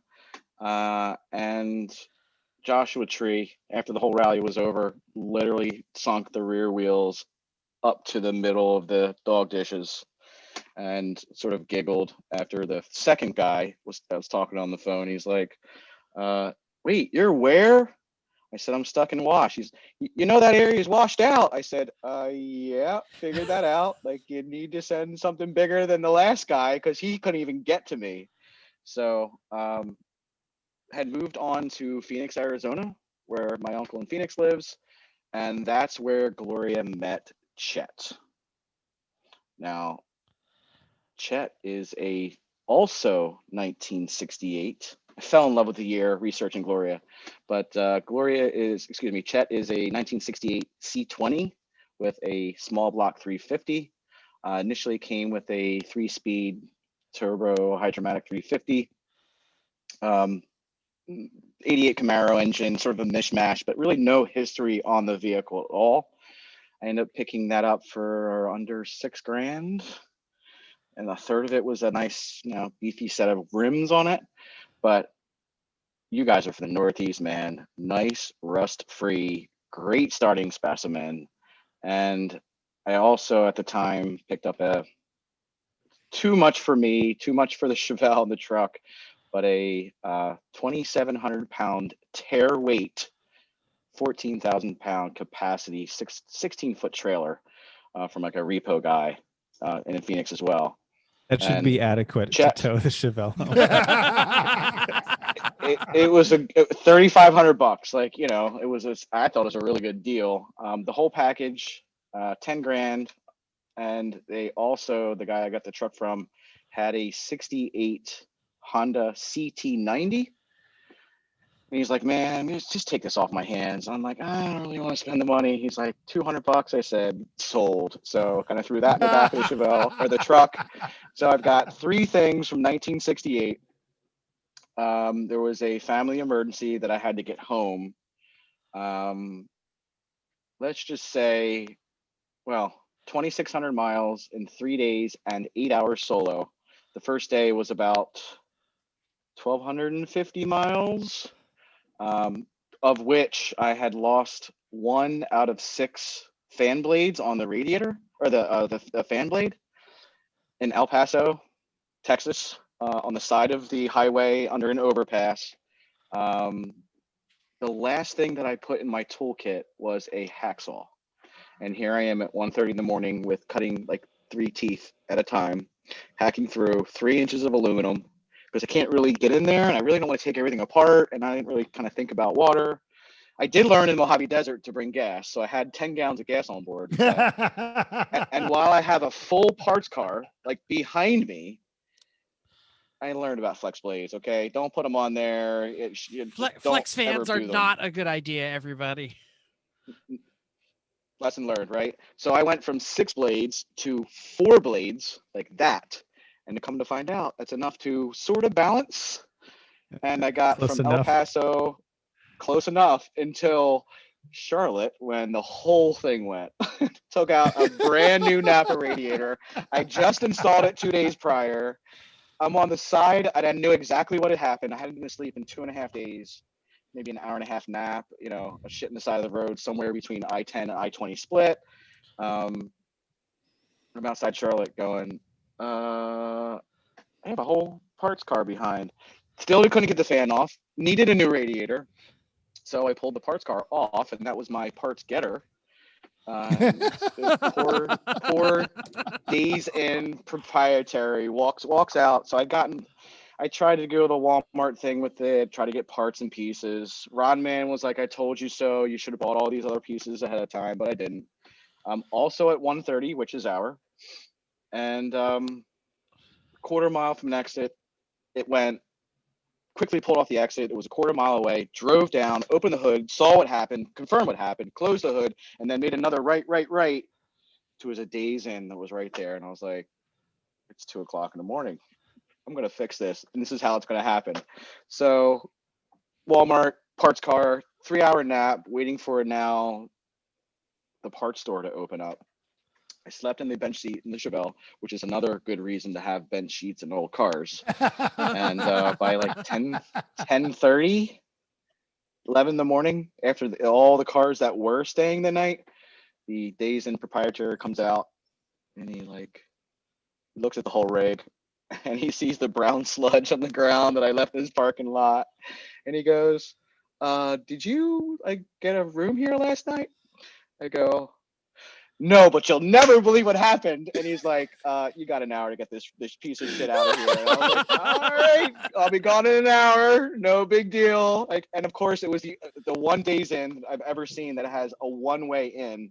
And so here I'm backing out this new rig skinning through cars over 2 or 3 different turns, and I was like, all right. By then I was like a half an hour away from buttoning up a internal toggle switch and a hard line to the fan for the pusher fan or puller fan at the time. But yeah, I ended up making it home. 2,600 miles and just over 3 days, 3 and a third days. Now, was your dad with you on this, or did he 2 fly home?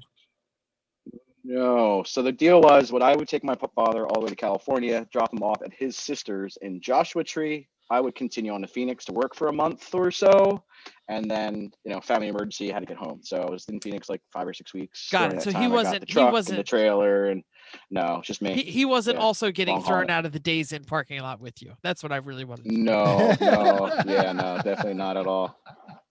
Not at all. Well, that's good. All right. So you have a 68 Chevelle.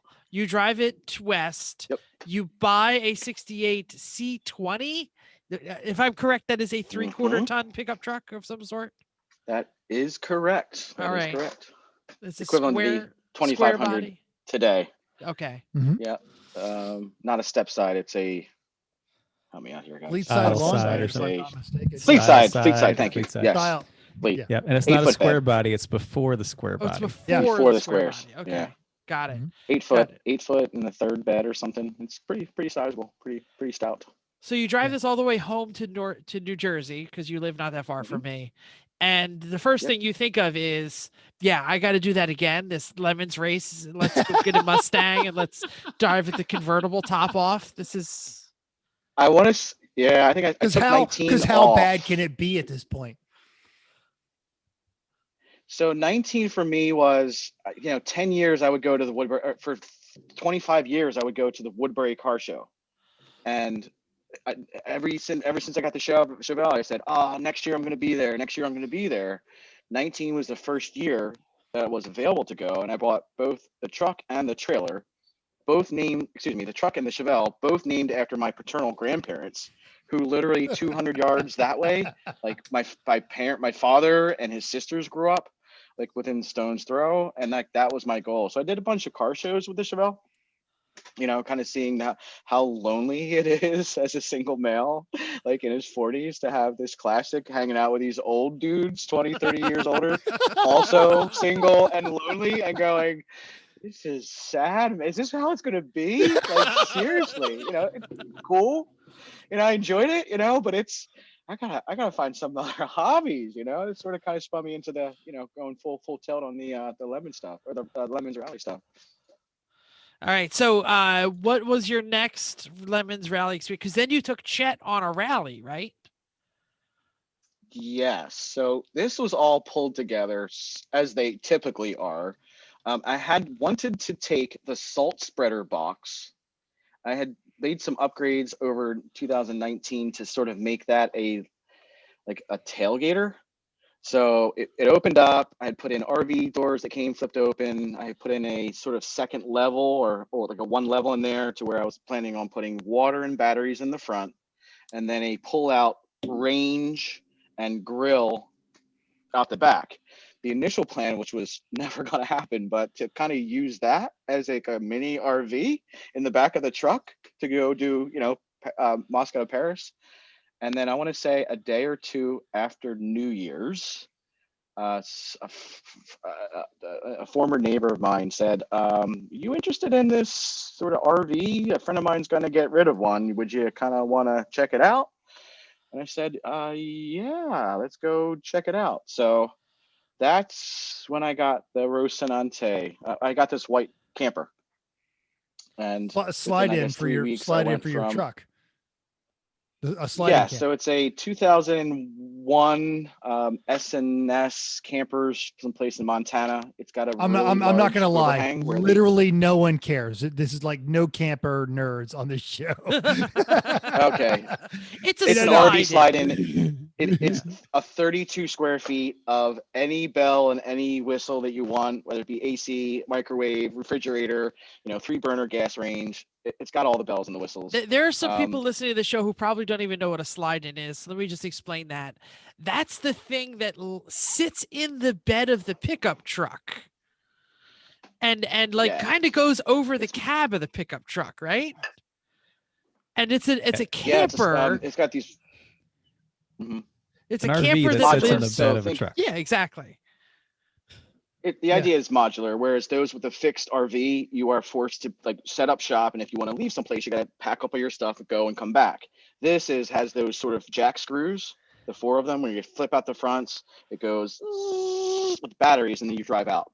And so, So you you're can- able you can, to like, kind of have it all in one. You can leave the You can slide go in through, and drive the truck Mhm. away. especially when you have transmission problems once or twice or 3 or 4 times.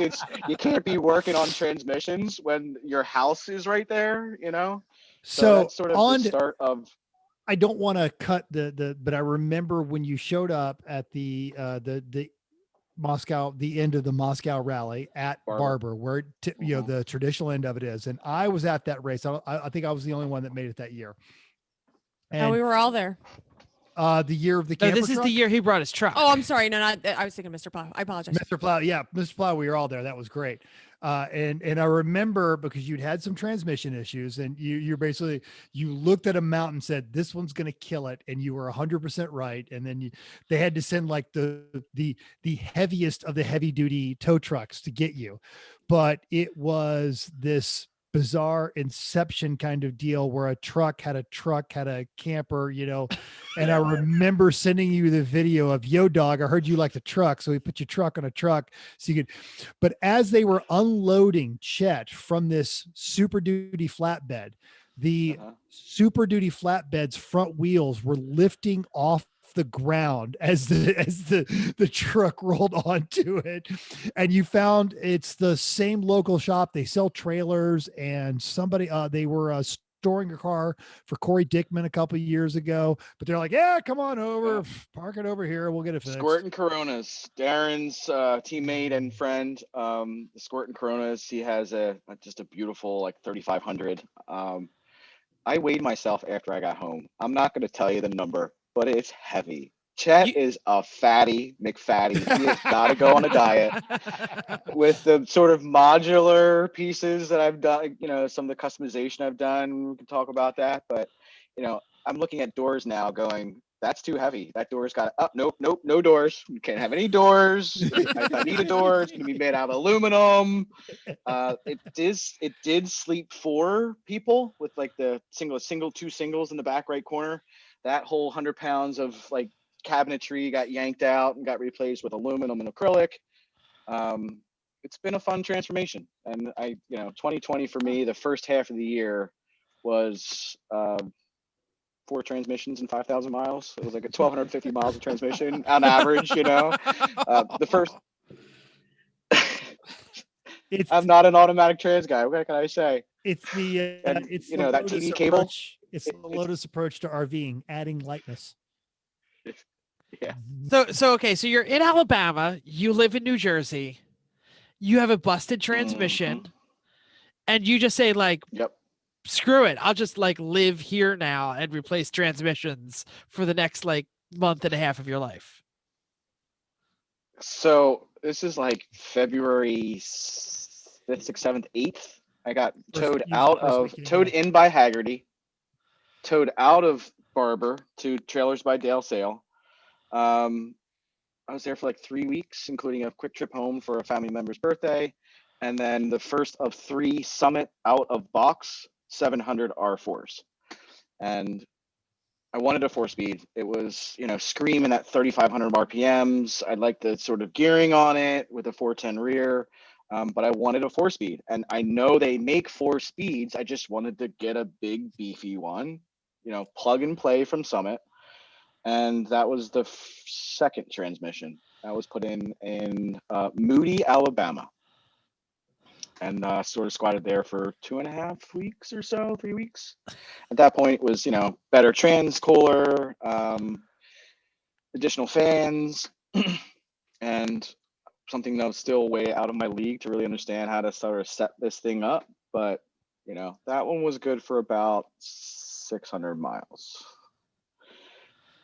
Also worth noting that my rally partner, Brandon Wright, and I, as we were doing the front brake conversion in the truck in Jersey before we left, the brake booster went.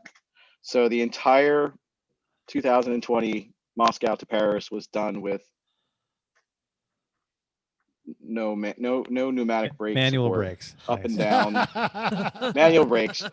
Throw your leg out the door. Yeah. It was, you better anticipate how far that you need to stop because you are severely overweight and you're on manual brakes with, spindles in the front and still the original drums in the rear. Sounds great. So transmission 2 lasted how many miles? 700 miles. You said? Yeah, so I'd moved from Moody. I remember getting a new brake booster because the one I had put in Moody failed quickly. It's an unobtainium part in apparently on 4 states down south.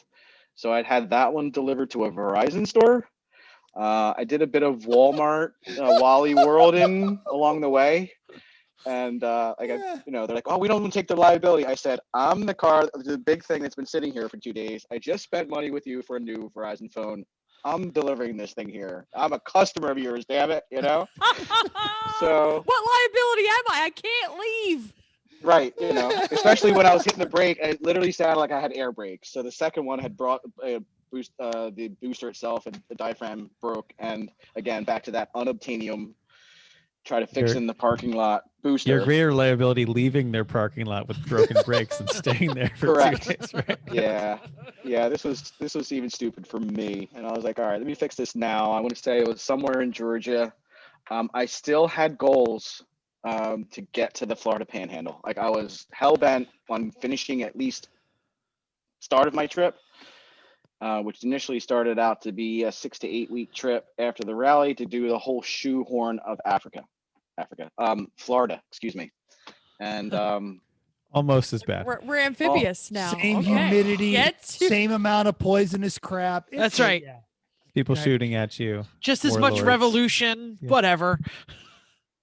So transmission 3 goes in, and what And happens? 3 was in Jacksonville. So I had the team that I raced, Florida Man Racing, Donnie and Will Green and Bill Green and all them good old Florida boys.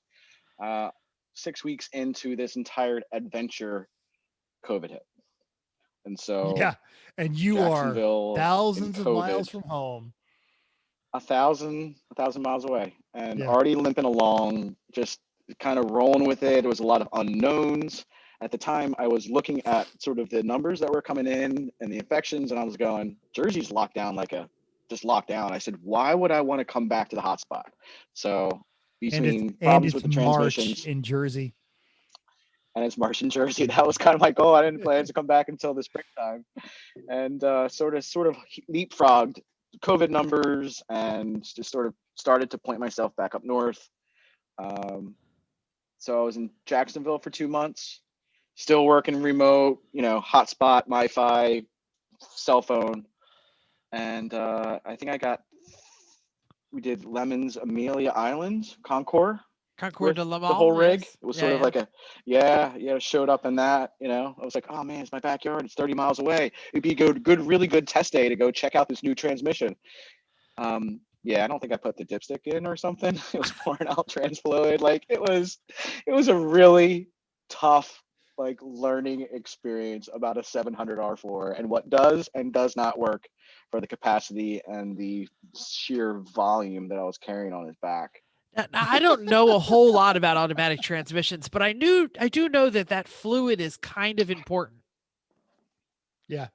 It is. And I'm gonna- cooled as well. And also things like, go ahead. No, finish your statement because You're I'm changing subjects. Finish your thing about cooling fluid. Trans coolers, but automatic torque locker, not manual ones where the knucklehead who didn't even plug it in had to actually flip the switch, but something that is 100% dummy proof, because I'm already 3 transes in, 2 warranty claims with Summit because I asked them to size something up. So 2, 3, and 4 were all warranty. 2 was purchased, 3 and 4 were warranty claims. And I think I don't know. You're on a list. They're 12 gallons. They're not listening. Don't worry. I don't know. I really put it on the product vendor and I said, look, you guys recommended A and B or 2 and 3. I'm not a happy customer. I kind of sort of customer service. I want the manager, and I want the senior manager, and I really want somebody to understand why like you. No? Oh, no, I'm totally on the red list. Oh, totally. But You're now, like, I'm here's but the- I sorry, you knew- want to buy what? No. are you still Yeah. a satisfied customer of Summit? I am very much. All so. right, good. All right, so, No, so they made it right. totally, They stand up. They did. They made it right. And this is like early into this. Mhm. We'd been calling you Giant Dave since you showed up and themed with us at New Jersey. For 'Cause those of you who don't know, Dave is not a tall guy. No, but he's a big man. But he shows up as Lance Armstrong in bicycle shorts with one tennis ball, which when I tell that story to complete strangers, they all laugh. And wore Some bicycle people shorts get with it. it with one tennis ball all weekend. I But don't wanna we'd say I started had calling you. Yeah, we that started blade, calling it was you. like braided and stuff. We started calling you Giant Dave at that point, and then at the beginning of this, you'd become homeless / transient Dave. Man, And you guys are calling me all sorts of crap. Vagabond. I mean, and, you listen know, to this show, so you know what we're transient, telling and you. I know, but I After you know, those stories, do you blame us? well, and this, but this part here, because you're in like the outer islands of South Carolina, and you were taking all this drone footage, and you were down there in Florida. And then that was when we all started really, because Chrissy was singing "Let Me Go." She's trapped in her house with Chris, and my wife's about to strangle me, and Jeff still had to go to work because that's college in New Jersey. But at this point now, we're all like, Dave's got it figured out. Dave was man. right. Dave was right. We're all idiots, and that was when Gentleman Dave. I think the problem I is appreciate it. now none of us would go to Florida for $1 million because they got the Rona. They got the Rona deep. So I'm very happy to be in New Jersey now, Yeah. but you're definitely smart through most of the winter. But you were Yeah, staying in Jacksonville state was parks. very enlightening. You were like Mhm. you were So distance before they had the phrase distant. yeah. So Maybe some of the tools or tricks and apps. that's what I was going to say. You have Talk some about some of the thoughts things I use. on how you find your locations and things, and how you do Mhm. how to find a camp first. Then we'll talk about what to put in your rig, and, And- then and we'll I- and wrap I- this shindig up. And I asked you to talk about this Okay. because I've got two people that retired out of my unit, and both of them are strapping into RVs and just driving around. And it's a whole lot of people that are reevaluating this entire year. They're like, what exactly am I doing? What am I working for? And then I had an extended conversation today with a coworker. He's like, yeah, we want to go on vacation, but what do we do? And I said, well, have you considered RVing? So if you're listening to this and you're wondering, how can I get out of the house and get a break from these same four walls and do it smart, like Chris and Chrissy did when they went hiking up in New Hampshire, these are some great opportunities. And it's completely available. If you've got kids and dogs and that kind of stuff, RVing is the way to go. Hashtag van life. Absolutely.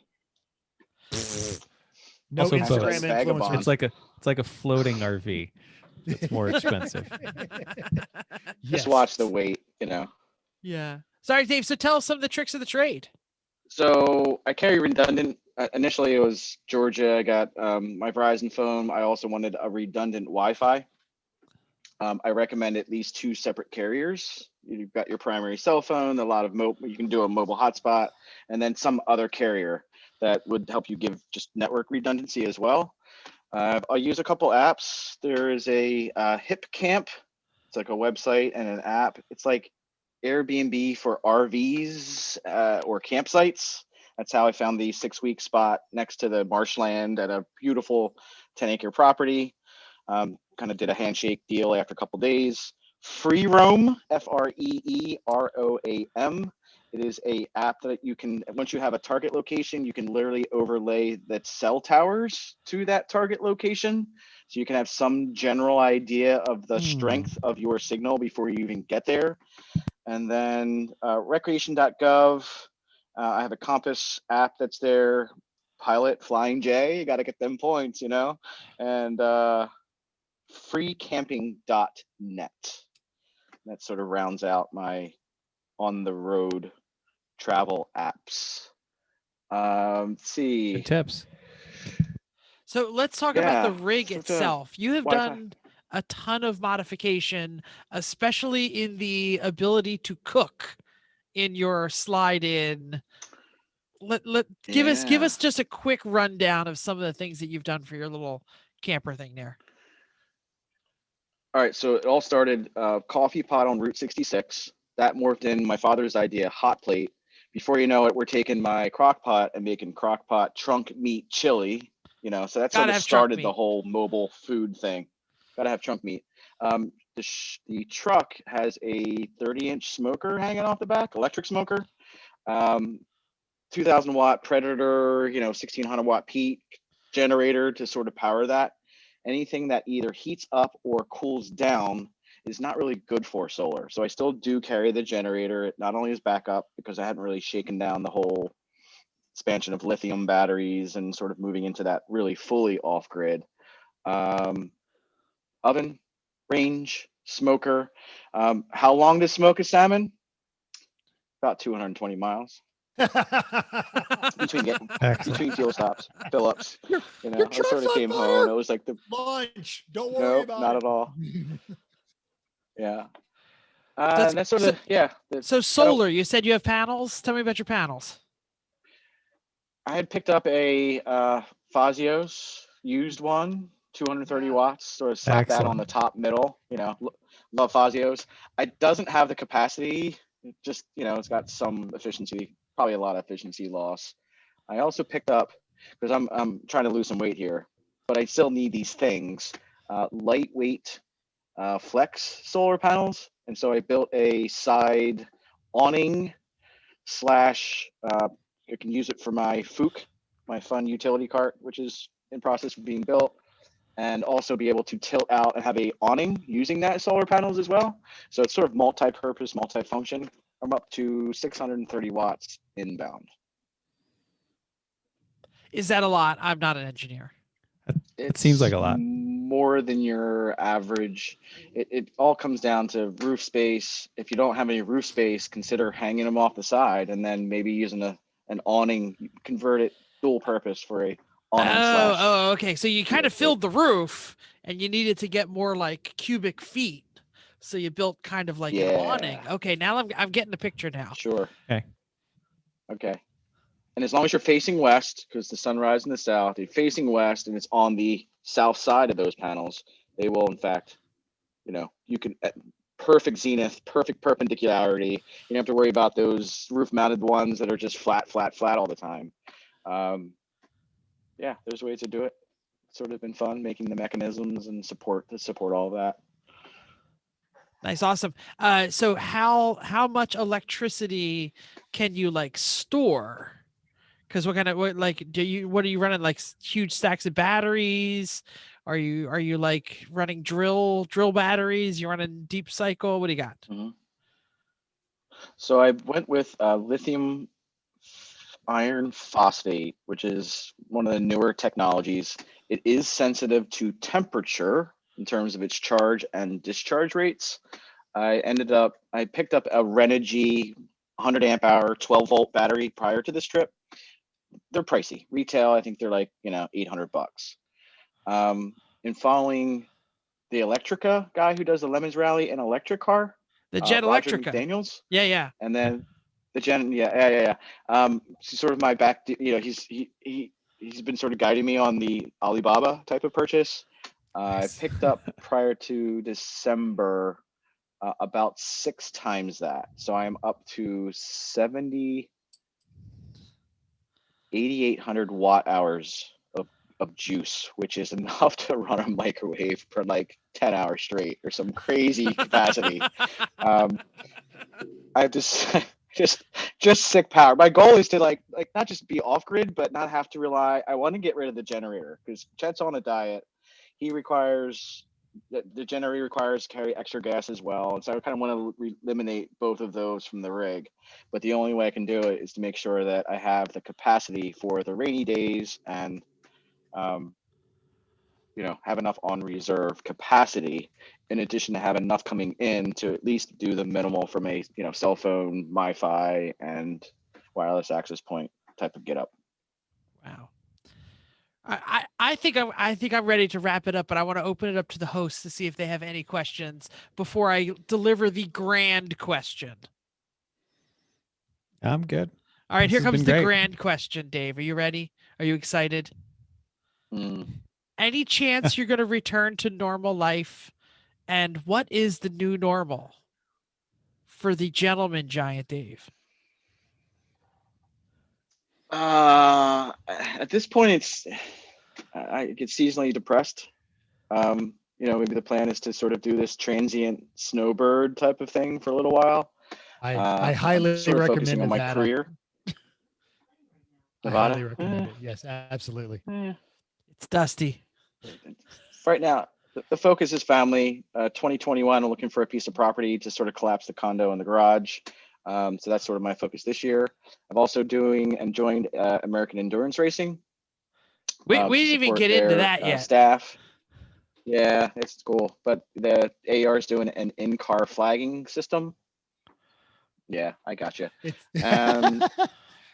By the way, it's nighttime here. I just wanted to throw that out. That's after the sun went That's down. what wants to 62 say it. degrees in 62 Nevada. degrees Thank in you. Vegas. Yep. He's showing Okay. us the thing. Yeah. So yeah, actually hit on that because I don't want to leave this before we talk about that, because we talked about the in-car flagging system that both AER and who was the other group that was running it? Champ maybe? Car's going with a different Champ? version of it. And then there was an app when I ran NASA that you had to run on your iPhone or your Android if you're an idiot. So tell us what AER is doing, what is the technology, and what are the positives and negatives?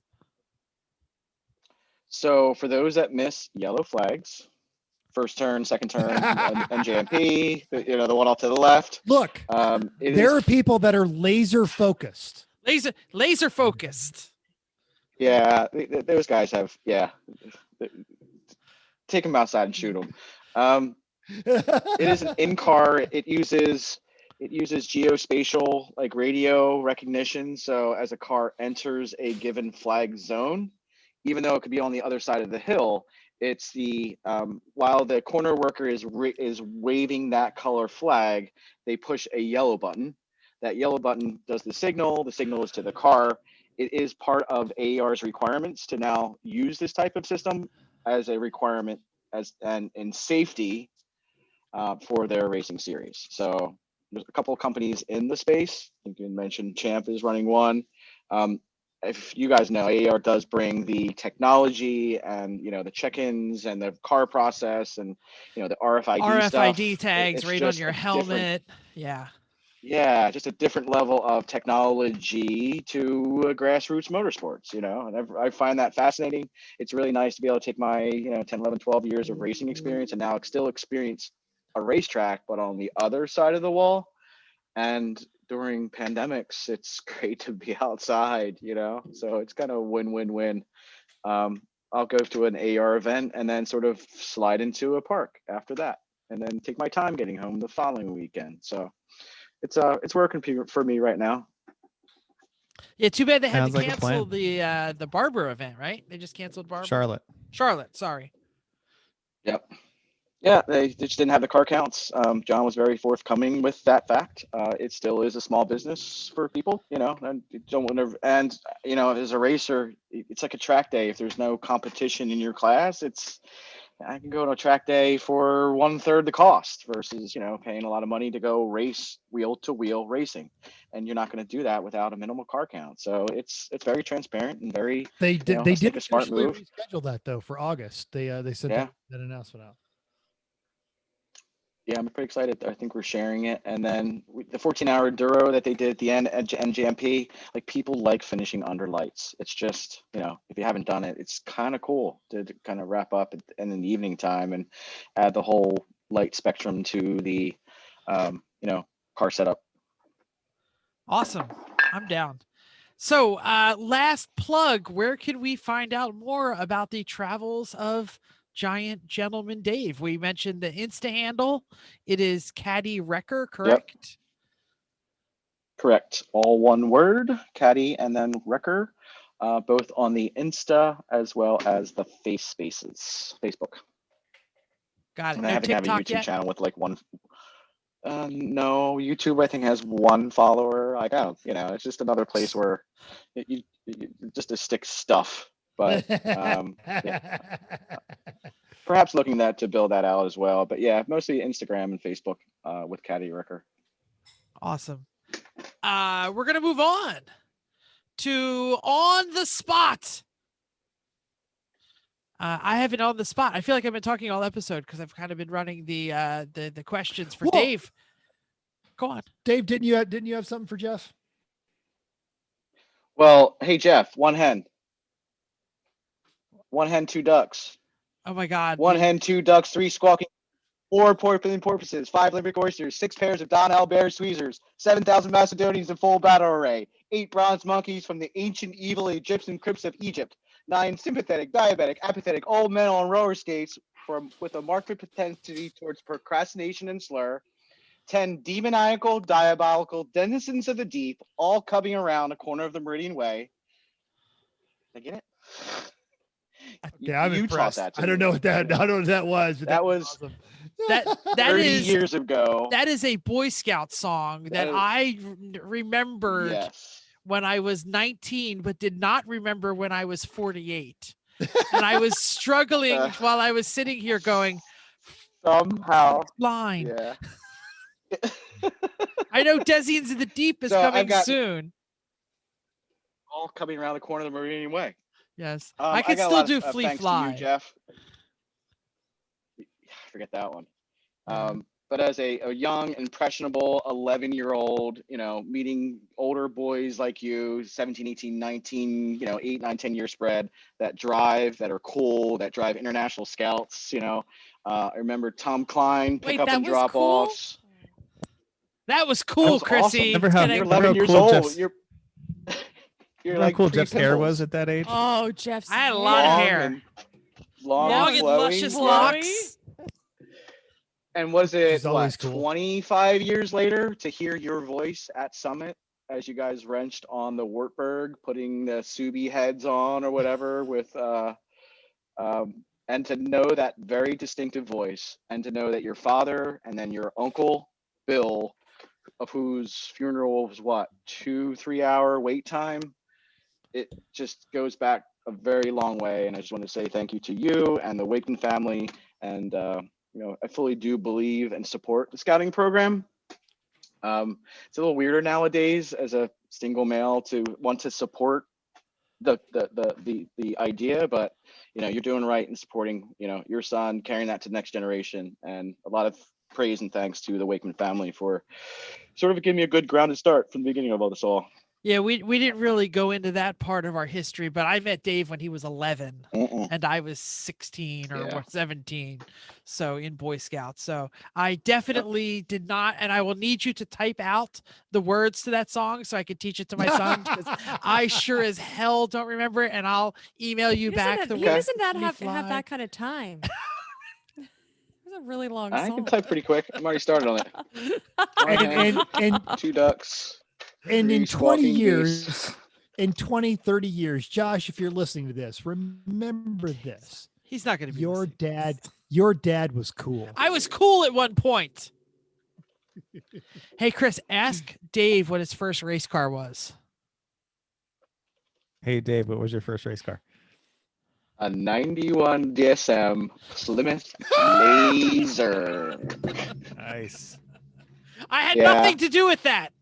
Yeah, no. I was not at like, all. oh yeah, I know why you were influenced. We are doing a lot of air quotes on this side. Yeah. Influenced to get that fun car. Oh, that's awesome. Yes, Do you know for how everybody. far it? Do you know how long it lasted? Very short 34 time. laps into a 50-lap enduro, 12.75 miles worth of drive time down in the good old boy section of Budds Creek, Maryland. That's better than It expected. quickly got scrapped. Yeah, Would it's make a actually pretty good. great dirt car. I'm telling you. Good life. Yeah. All right, Good so result for a here, laser. Turbo. Mhm. here is the Oh. on the spot. We are on the spot, Dave, in case you don't listen, or the people out there who don't listen. This is where somebody asks a question that no one is prepared to answer, and every single person has to answer. And here is tonight's on the spot question. If you were about to partake in a multi-month tour of the United States where you had to live out of your vehicle, what vehicle would you take? Reasonable budget or No, like not reasonable realistic? budget. Hella tight budget. Like, is it a vehicle we own now, or just the world is our oyster? The Hella tight world is your budget. oyster, but let's keep it under 20 grand. Oh, So generous. okay. Because That's It's- twice what Dave spent on Chet. I have 3 an times, R- 2.8 I have an times. RV, and even having that RV, it's a hard choice because I know which one I want to live in. It's just really uncomfortable to sleep in. Okay. Mm. And then I've got a Volvo wagon, which is fun, but it's not fun to. Well, it doesn't have to be travel in. something you own. It can be anything. Yeah. I'm gonna go last because I have a Yes. question. Yes. If I chose your international harvester, does that mean it's free? Do I start out free? you wouldn't you want to call- choose an international harvester. That'd be terrible. Yeah, you're not going to get anywhere. I bet if you call, oh. I bet if you call Jen that international in It his would be driveway is absolutely free. So I'm just I have thinking I a could question. put the. Go ahead. Just a quick clarity. Does it have to have a bathroom, or are you like full on van life in it? Like, it's a very clear. You have to have water. You would know. I think van Basic life. electricity? Van What life? you have is what you have. If you can live off the grid in it, then you can live off the grid. If you need a potty, then you're whipping it out at the truck stop. Yeah, you are. Go ahead, Mental. You got your hand Bad. up. Bad context on that one. I would probably end up quasi van lifing it, but I just can't fully commit to that because A, I hate the whole Instagram moniker of it. And then B, vans are just terrible to drive for long distances. And I realized that I had kind of already done this and I could do it again because you could set it up in the back. 1500 Suburban, final answer. Preferably a Z71. A Suburban for Mental. Chrissy, what you got? I'm struggling here. So I had an idea. It's a dumb idea, and then but it's not. You can't go to the bathroom in it. Oh, I know what I'm gonna get. A short bus. I had a short bus that people drove from Alaska to Maryland in. I owned one. They had little curtains and a little hot plate and you put your couch in it. What are you doing? I don't know. What Chin straps and jewel bucket. That one of those things. Yes, that's what I'm That's the saying. one. Like the six on each side. Yes, I'm getting a short bus. Final answer. Nice. Short bus is probably a better answer than I had. I was going to say Ford Transit Connect. Because 4x4? You can stand in them, can't you? no, the little transit, the little one. Oh. And Ah, I The would tall van one. life. I was thinking Sprinter. Chrissy's right. The little transit, you have to special order, but they do have the high roof ones. Yeah, a high roof one. Sure. Yes, then a high roof one, if it's possible. But I would convert van life #yo a Transit Connect. But Chrissy's answer is better. Chris, what do you got? 35-foot sailboat, probably a J35 or a CNC 34 Nice. plus. Yeah, you're not wrong. I got take the it back. Chris has the right answer. Not for where I live, but okay. Dave, do Well, we even we're need to supposed to ask? be we're supposed to be traveling. We can travel. Fact. Okay. No, Yeah. I got you. Yeah. Yeah. Yeah. Chris Hey, wins. we could sell the house, and all we need is a short bus and a sailboat. Great. All we need to go places. We'll bring the short bus on land. That's my plan. Get Sounds rid of great. it all. Dave, do you have a different Yeah, answer, or different would you answer. have a '68 Chevy This C20? is right now on the trans side, it's proven. Still working on the engine. I would have literally had the same 2020 repeat had I not had these events canceled. So can I report back? Sure, After I get absolutely. the engine all fixed up, if I can go down and back again with a new build. We And we're gonna absolutely go with will have 68 you back again Monte. because it's been a trip. We're just gonna get you a better microphone next time because you still sound a little bit Yeah, like I you're in a know. can there. I don't know what's going on. That's all right. But Because here's the lesson, figure it folks. out. If you're at a Lemons track and you see Dave in his compound, because didn't you have the pop-up trailer bolted to a trailer. Yeah. Okay. Anyway, but go talk to Dave. He is endlessly fascinating. Start with, Come yo, on I by, heard say you. hi. I heard you died in a caddy accident. I think that's the. But hey, you didn't die. Hey guys, thanks for having me on. I really appreciate all having. Absolutely. Thanks for being here, Dave. Thanks for coming. Do we have any guys. clue what we're doing next week? Maybe. Yeah. I thought we would talk about seats, like the selection and mounting of race seats. We never really talked about it. And Tis yeah. the season as well. Not a Giant Dave boosters, is showing Dave. us his butt pad. It's his His booster seat. contoured butt No. pad. Highly recommend it for those that sit on their ass all day long. Yeah. Good posture. Excellent. So yeah, let's talk about seats. The mounting of race seats, the purchasing of race seats, the joy of seating. if that's Ass what you pleasure in your race car. Oh wow. Oh wow. Which we would love to see as a theme. Oh no, Sunday. this coffee's gonna come out his nose. Mm-mm. I'm going to try and get it together to send the credits. Thanks for downloading us. We hope you enjoyed this week's edition of Everyone Racers. We'll hope you'll join us in the world of driving, racing, and hashtag van life, because everyone can be a homeless gentleman, even you. If you enjoyed this podcast, subscribe. It's totally free. Then go to iTunes and give us a 5-star rating. Even if you hated us, give us 5 stars and tell us why. If you're on the YouTube, put it down in the doodly-doo on what you think of the show. If you have any questions or show ideas, drop a comment on our Facebook page, Everyone Racers, or email us at everyone.racers@gmail.com, or text mental. We have had a lot of text recently. 484-243-0455. Find us on Instagram or Twitter at everyone.racers. Thanks again, and until next week, keep the shiny side up, or the camper side up, and just keep those wheels down.